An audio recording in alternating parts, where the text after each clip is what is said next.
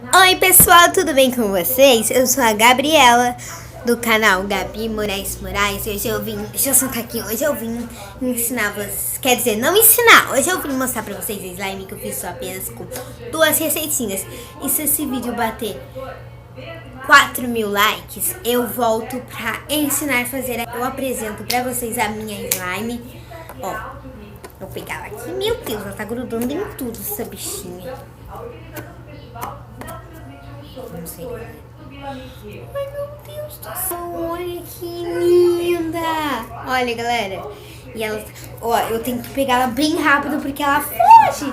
E até chega no chão, galera. Quer ver? Eu vou mostrar pra vocês. Então ela chega. Acho que ela é mais rápida do que. Quer ver?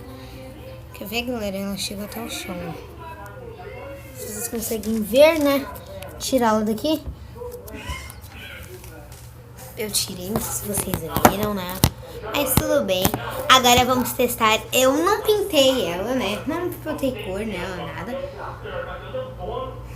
Nada. Mas eu deixei ela branca. Mas se você aí de casa colecionar receitinhas, se você quiser pintar ela, tudo bem, pode pintar, botar cor de canetinha, corante, pode botar.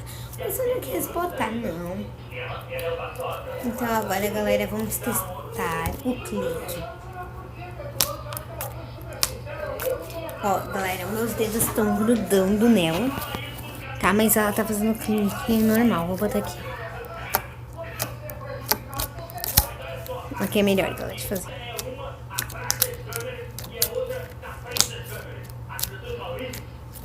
Olha aqui, galera, ela tá bem grudenta, ó.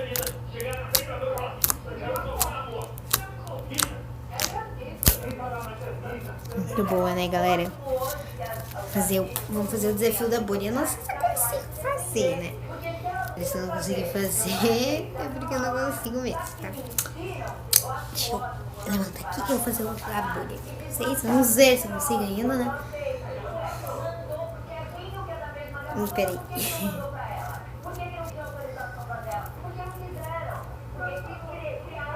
Meu Deus, galera. Ela tá se abrindo tudo. Eu não sei fazer bolha mesmo. Acho que eu não sei, não. Não sei. Então, galera, olha aqui como que ela é. Eu não comprei ela. Ó, galera, eu vou mostrar ela mais de perto pra vocês. Deixa eu tirar ela aqui do meu outro lugar. Olha. Deixa eu focar nela. Meu Deus, eu foquei em mim. Ai, ai, ai. Olha aqui, galera. Né? Não aparece. Olha aqui, galera. Rônia. Vocês viram, gente? Eu vou agora desfocar.